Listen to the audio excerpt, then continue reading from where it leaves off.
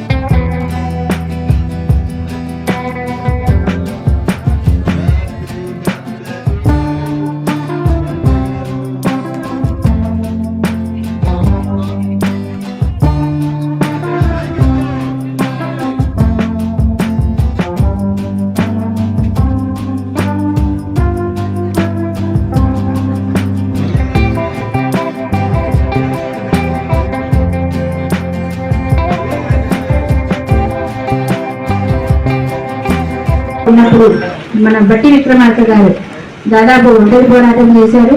ఎన్ని ప్రలోభాలు ఎన్ని ఒత్తిడులు ఎదురైనా కూడా ఆయన లొంగకుండా మన ప్రతిపక్ష నాయకుడిగా తన సమర్థవంతంగా నిర్వహించి, అలాగే మరి పాదయాత్ర తెలంగాణ రాష్ట్రం అంతా పాదయాత్ర నిర్వహించి కాంగ్రెస్ భావజాలాన్ని కాంగ్రెస్ మేనిఫెస్టోని ప్రజల్లోకి బలంగా తీసుకెళ్లి కాంగ్రెస్ ప్రభుత్వం ఏర్పడడంలో ముఖ్య పాత్ర వహించారు.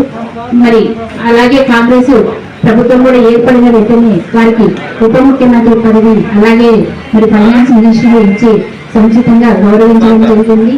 ఎందుకంటే కాంగ్రెస్ పార్టీని నిలబడడంలో ఆయన ముఖ్య పాత్ర పోషించారు కనుక మరి వారికి ఇదే విధంగా మరెన్నో ఘనంగా పుట్టినరోజులు జరుపుకోవాలి. వారి భవిష్యత్ కాలం అంతా మంచి ఆయుష్ ఆరోగ్యం ఉండాలని మా అందరి తరఫున సత్తుపల్లి నియోజకవర్గ ప్రజలందరి తరఫున వారికి శుభాకాంక్షలు తెలియజేస్తున్నాను.